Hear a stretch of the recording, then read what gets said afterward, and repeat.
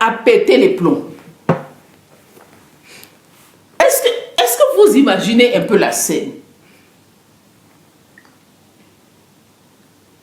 Ce Pierre-là, qui a tout abandonné, mais s'il a tout abandonné pour suivre Jésus, c'est parce qu'il avait compris que son emploi était vil.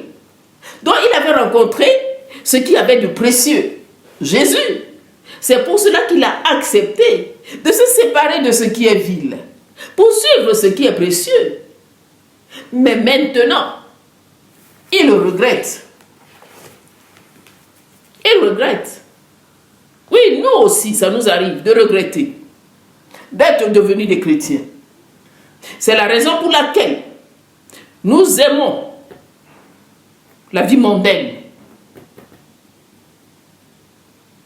Un pied dedans, un pied dehors. Parce que nous regrettons intérieurement, même si nous n'osons pas le dire. Nous regardons ceux qui sont dehors. Nous trouvons qu'ils sont mieux que nous. Nous admirons ce qui est vil. Et nous nous déconnectons de Dieu.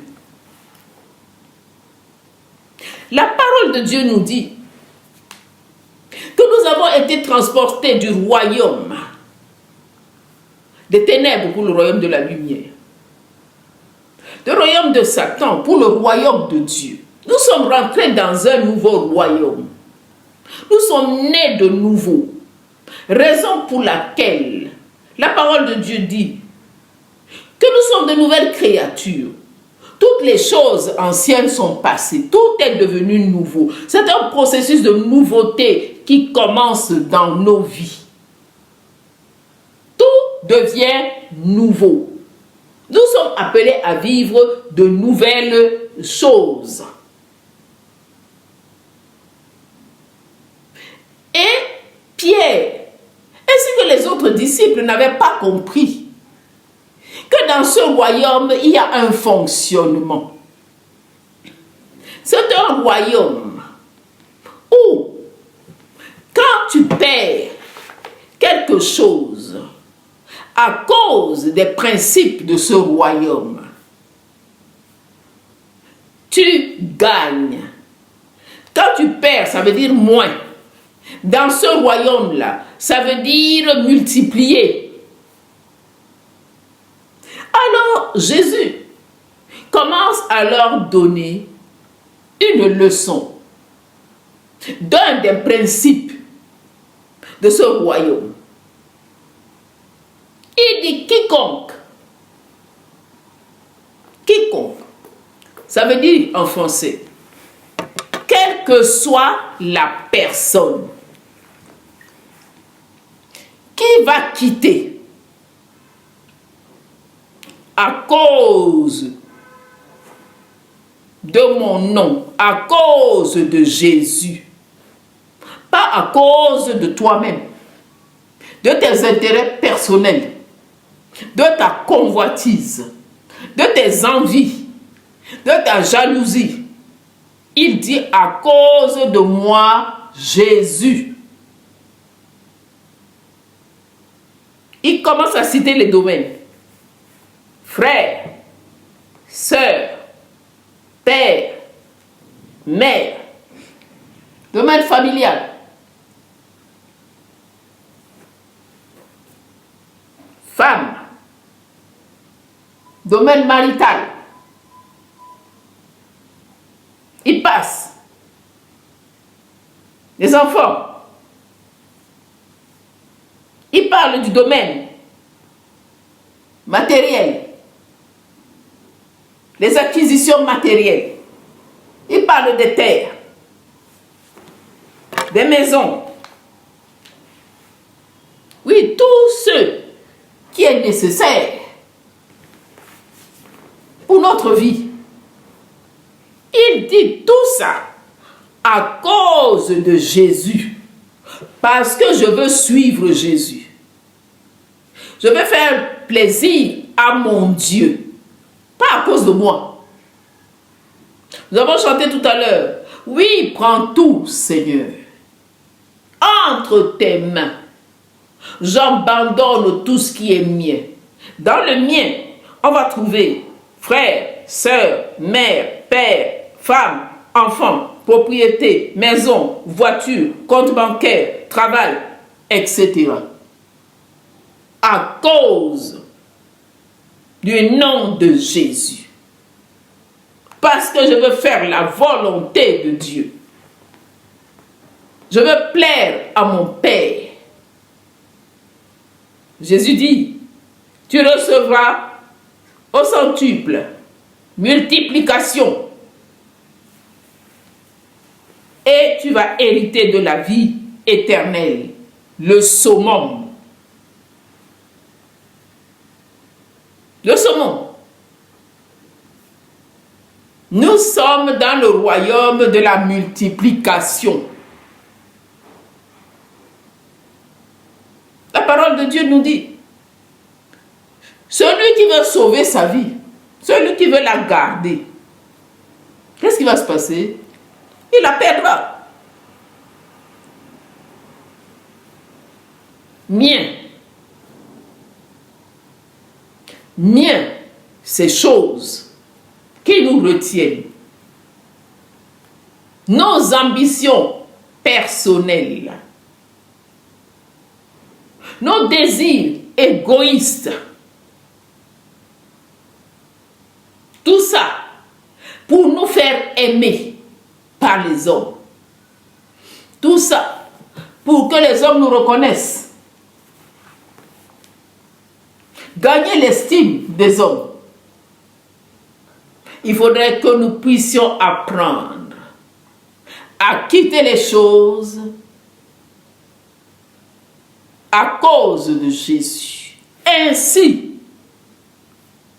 nous allons pouvoir un jour nous approcher avec assurance du trône de la gloire et parler au Père en disant, il est écrit dans Matthieu 19, à partir du verset 27 jusqu'au verset 29, je suis concerné par le verset 29, Père. Ta parole est la vérité.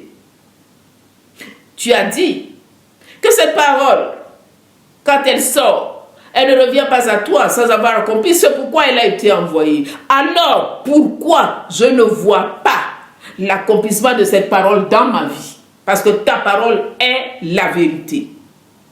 Oui. Et Dieu nous dira pourquoi. Si nous avons quitté à cause de Jésus, mais si nous avons quitté à cause de nous-mêmes, il ne nous reste qu'à nous humilier, à pleurer, à reconnaître qu'on a péché contre le ciel, qu'on a péché contre Dieu. Nous implorons sa grâce et sa miséricorde, qu'il ait pitié de nous. Là où nous étions déjà dans le chemin de la perdition, qui nous ramène dans ses voies. Voilà la seule attitude que nous devons avoir. Mais nous ne pouvons pas aller devant Dieu pour dire, mais moi j'ai quitté ça à cause de toi. Mais Dieu sait, nous aussi, nous savons pourquoi nous avons quitté. Si nous sommes sincères envers nous-mêmes,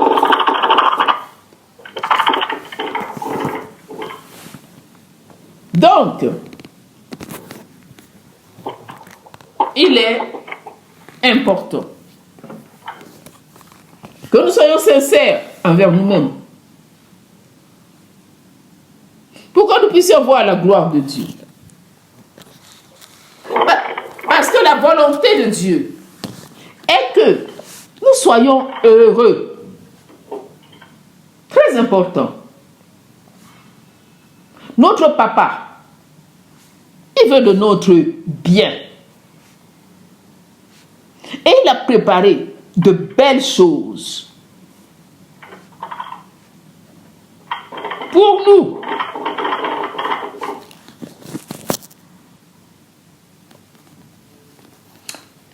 Amen.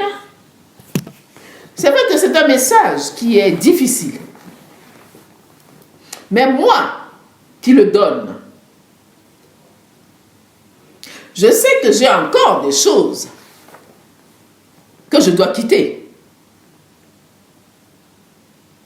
Parce que plus j'avance avec Dieu, ça fait partie des principes du royaume. Si je veux grandir avec Dieu, je veux rentrer dans ce que Dieu m'a promis, mais je suis obligé de quitter.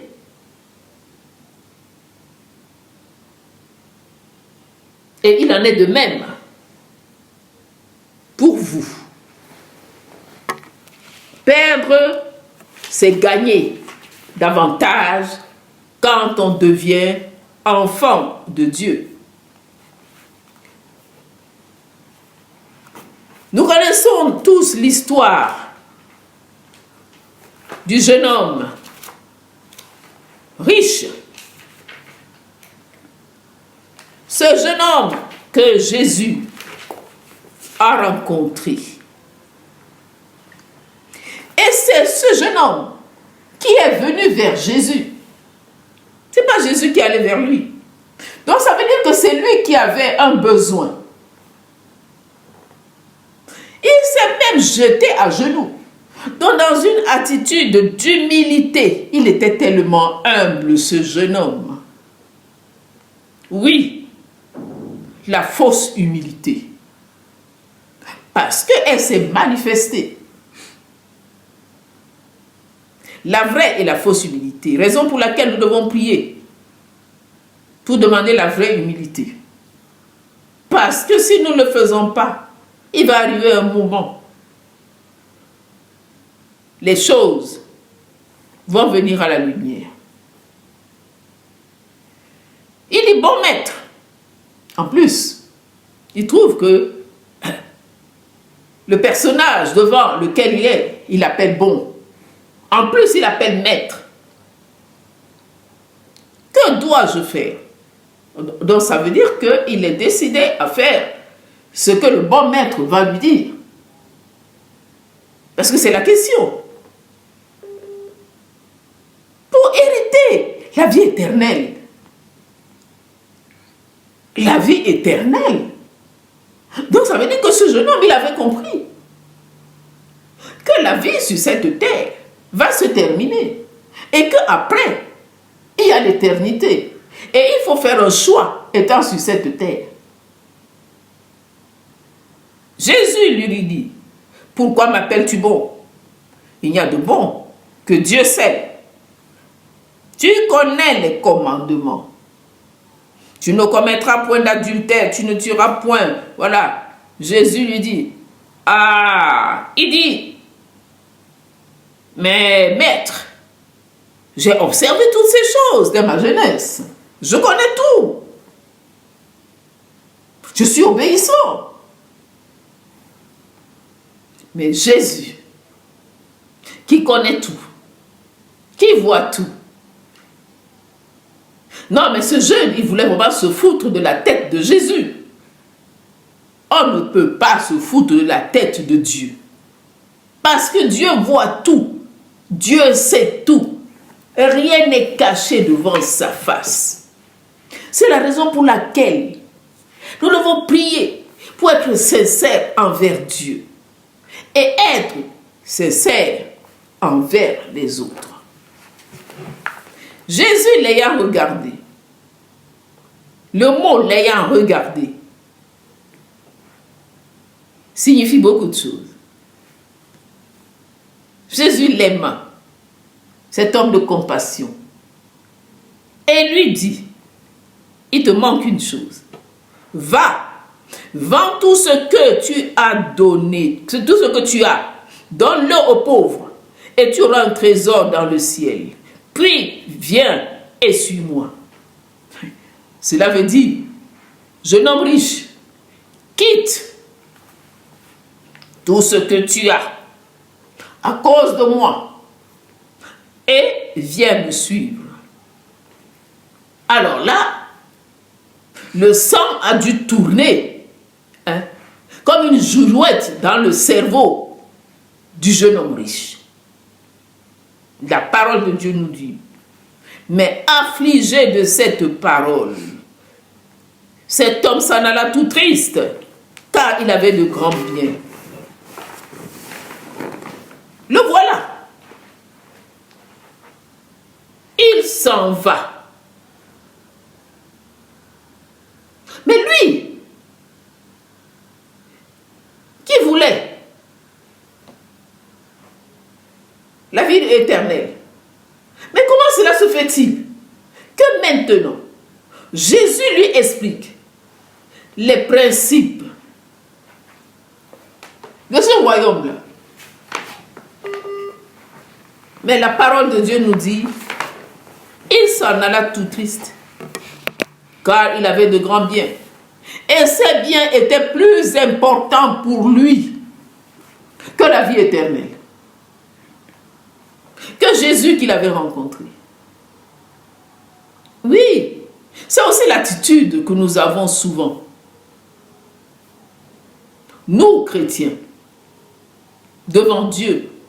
Parce que nous croyons, certainement, nous les chrétiens d'aujourd'hui, nous croyons que nous avons affaire à un Dieu qui est idiot. Un Dieu qui est bête. Ça veut dire que nous sommes plus intelligents que Dieu. Nous voyons plus loin que Dieu. Nous savons tout. Donc nous devenons Dieu et Dieu devient notre créature. Alors, nous faisons certains types de prières. Seigneur, je te donne tout ça. Si tu me donnes ça, je te donne tout. Si, Seigneur, tu me bénis, tout ce que je recevrai, je donnerai pour ta maison. Seigneur, si tu m'ouvres cette porte, c'est moi qui vais soutenir tes serviteurs et tes servantes. Voilà nos prières. Et c'est comme ça. Et Dieu nous regarde. Dieu nous regarde. Et Dieu nous regarde. Et son cœur est attristé. Nous croyons que Dieu ne nous connaît pas. Il ne sait pas de quoi nous sommes capables. Il sait tout.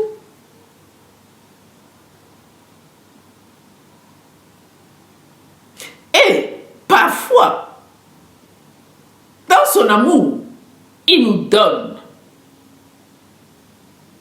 Alors, quand il nous a déjà donné, c'est là où Dieu découvre encore qui nous sommes. Nous commençons maintenant, nous, la satisfaction de notre nous. Tout ce que Dieu nous a donné, c'est pour nous. C'est pour nous. Et qu'est-ce qui se passe? Dieu crée un processus dans nos vies et nous perdons tout. Et nous commençons à nous en prendre au diable. C'est la faute au diable. C'est la faute aux autres. Mais nous oublions les promesses que nous avons faites à Dieu. Et nous traversons une zone de turbulence, de sécheresse.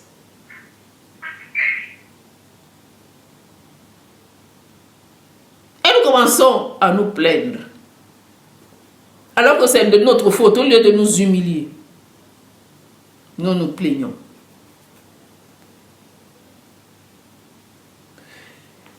Et Jésus, verset 23, regardant autour de lui, dit à ses disciples qu'il sera difficile à ceux qui ont des richesses d'entrer dans le royaume de Dieu. Ceux qui n'ont pas compris que les richesses qu'ils ont ne leur appartiennent pas. Ils ne sont que gérants de ces richesses. Et ces richesses sont pour la gloire de Dieu. ils ne pourront pas rentrer dans le royaume de Dieu parce qu'ils sont des idolâtres. Et les idolâtres ne peuvent pas. Ils n'aiment pas Dieu. Dieu n'a rien contre les richesses, qu'elles soient spirituelles, qu'elles soient financières, qu'elles soient matérielles. La parole de Dieu nous dit que nous sommes bénis de toutes sortes de bénédictions spirituelles dans les lieux célestes.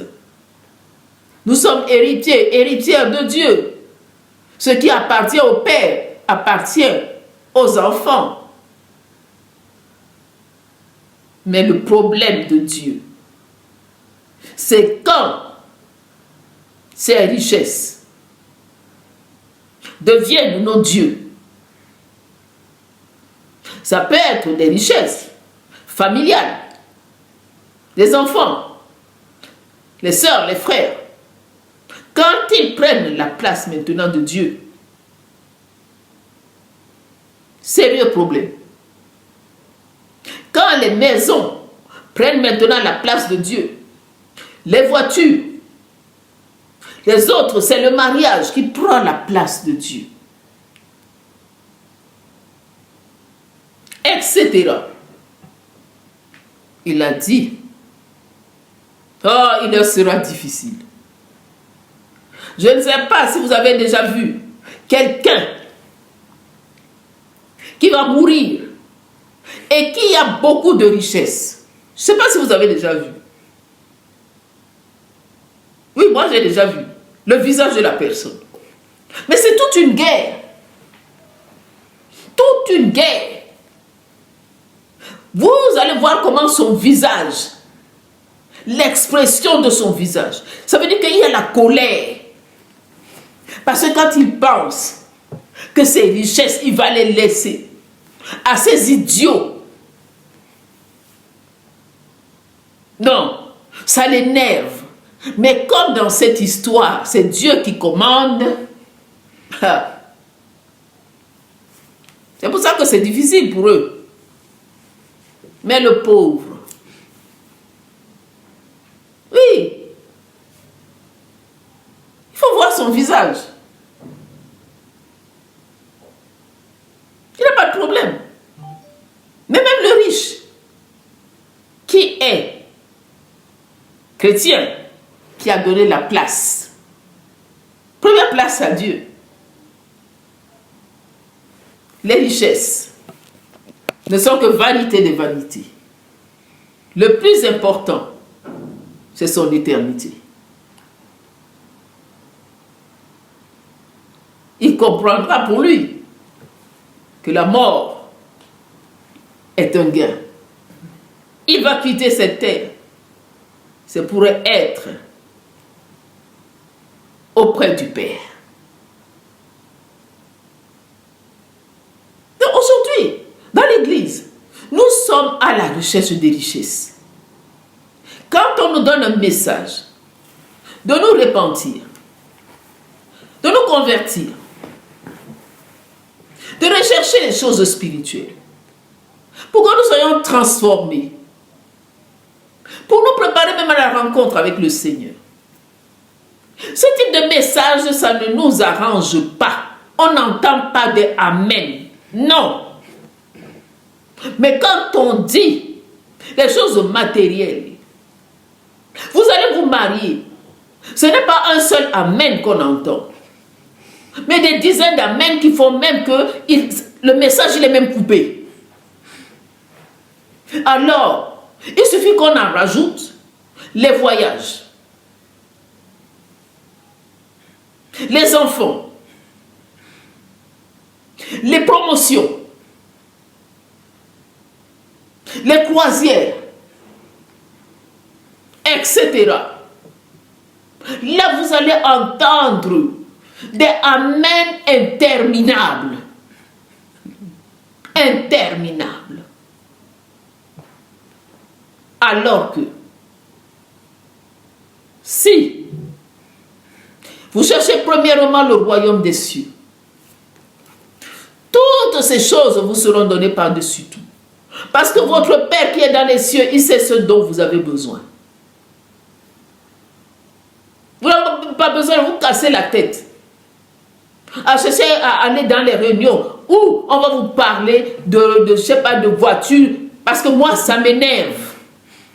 Quand je vais dans une réunion où on parle de voiture, de voyage, de mariage, je sais pas, des enfants, ça m'énerve. Et je peux vous dire que le plus souvent, je sors. Parce que ça ne m'intéresse pas. Ça ne change rien à ma vie. Parce que les païens ont des voitures. Ils ont des villas. Ils ont des enfants. Ils ont des hommes, des maris, des femmes, des comptes bancaires, je ne sais pas quoi. Mais ils n'ont pas le plus précieux, Jésus-Christ. Donc nous, chrétiens, il est temps que nous puissions le comprendre. Que ça nous plaise ou pas, nous avons fait le choix d'être devenus enfants de Dieu. Nous avons fait ce choix. Et nous devons savoir qu'il y a des principes que nous devons suivre. C'est comme ça. Obéir à la parole de Dieu. Et il y en a encore d'autres que Jésus a rencontrés. Les autres que Jésus a rencontrés. Oui, qui voulaient le suivre. Parce que il était toujours avec une foule qui le suivait. Mais cette foule que le suivait avait plusieurs raisons. Chacun le suivait. Il y en a qui le suivaient pour leur ventre. Et certainement qui le suivaient pour une autorité, pour dire que mais oui, mais j'étais là aussi. Quand Jésus est passé là, j'y étais. J'ai entendu. Il y en a d'autres. Voilà. Ils savent que bon, après Jésus va multiplier les pains, etc. Ils vont manger, ils vont rentrer chez eux, après ils vont dormir. Et il y a un petit nombre qui avait compris que c'est lui qui a les paroles de la vie. Et qui le suivait. Alors, il y en a d'autres qui l'ont rencontré. Oui, qui voulaient le suivre. Jésus leur explique les principes. Alors là, tout de suite, il présente des prétextes. Lui, les principes et les prétextes. Jésus, tu me connais, tu connais même ma situation. Mon père est décédé. Bon, laisse-moi aller enterrer mon père. Parce que c'est lui qui a payé mes études. Cet homme, il a tellement souffert pour moi. Je vais l'enterrer. Parce que si je ne vais pas à son enterrement, qu'est-ce que la famille ne va pas dire? Qu'est-ce qu'on ne va pas penser de moi? Etc. Ah, Jésus dit, ok. Bon, c'est bien tout ça. Mais moi, je te donne le principe. Laisse les morts enterrer leurs morts. Et toi, viens sur moi. T'occupe pas. Laisse-les. Ton père, ils ne vont pas laisser ton père pourrir. Ils ne vont pas le faire. Ils vont trouver une solution pour enterrer ton père. Viens sur moi. Non, ça n'a pas marché. C'est pas possible. Alors que, quand ils sont arrivés, leur fausse intention était que Jésus rentre dans leur prétexte. Il y a des chrétiens qui veulent utiliser Jésus pour leur gloire personnelle. Et ils prient. Mais ils croient que Dieu ne les voit pas. Et Dieu ne répond pas. Parce qu'il sait tout. Il ne peut pas partager sa gloire avec quiconque. Il répond pour que son nom soit glorifié. et après que notre joie soit parfaite. Un autre aussi, qui voulait le suivre, soi-disant, il présente les principes. Il dit non, laisse-moi, je vais dire au revoir à ceux de ma maison. Parce qu'il ne faudrait pas que ceux de ma maison, après, s'étonnent que j'ai disparu. Qu'ils envoient un avis de recherche. Non, je vais d'abord aller leur dire que je m'en vais. J'ai rencontré un homme qui s'appelle Jésus. Alors, j'ai décidé, donc, je vais leur dire au revoir, qu'ils ne s'inquiètent pas, qu'il n'y a pas d'avis de recherche, etc. Jésus a dit non, ça ne se passe pas comme ça. Ça ne se passe pas comme ça.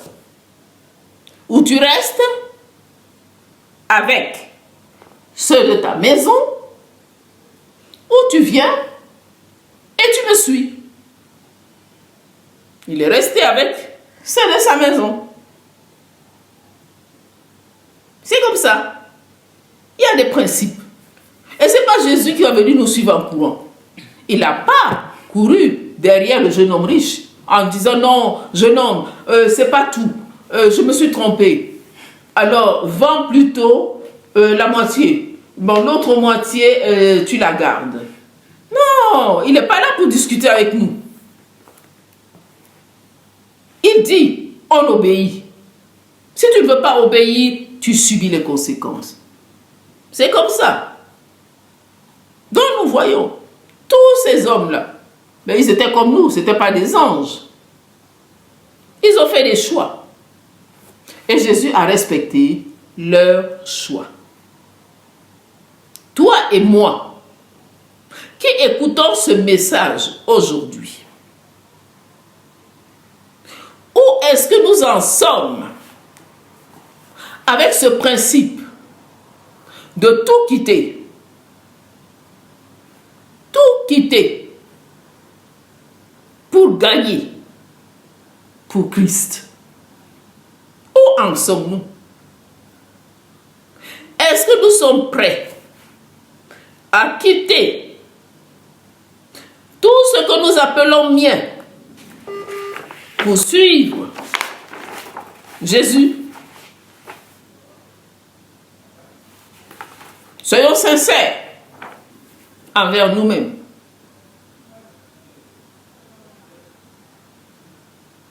Deuxième problématique. Dieu nous a peut-être déjà parlé plusieurs fois de quitter. Nous hésitons. Nous nous battons avec Dieu parce que ça ne nous arrange pas. Il y a une chose que nous devons savoir. Nous ne pouvons pas nous battre avec Dieu. Parce que celui qui va remporter la bagarre, c'est Dieu. Et nous hésitons. Le temps, c'est nous qui le perdons.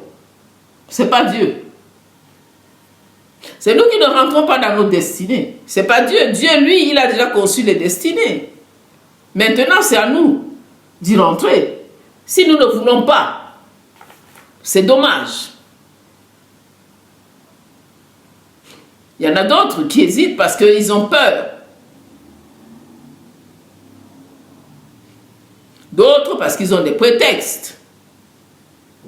Mais nous avons entendu ce soir Dieu nous parler. Parce qu'il nous aime. Qu'il est temps que nous puissions accepter ce principe afin de voir sa gloire se manifester dans nos vies. Afin d'être heureux. Pourquoi pouvons-nous nous accrocher à quelque chose ou à quelqu'un où Dieu nous parle? Il nous dit, quitte.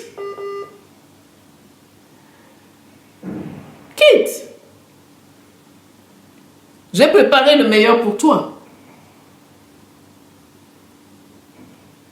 Je vais te conduire quelque part pour te bénir. Peut-être je vais utiliser quelqu'un d'autre pour que tu sois béni.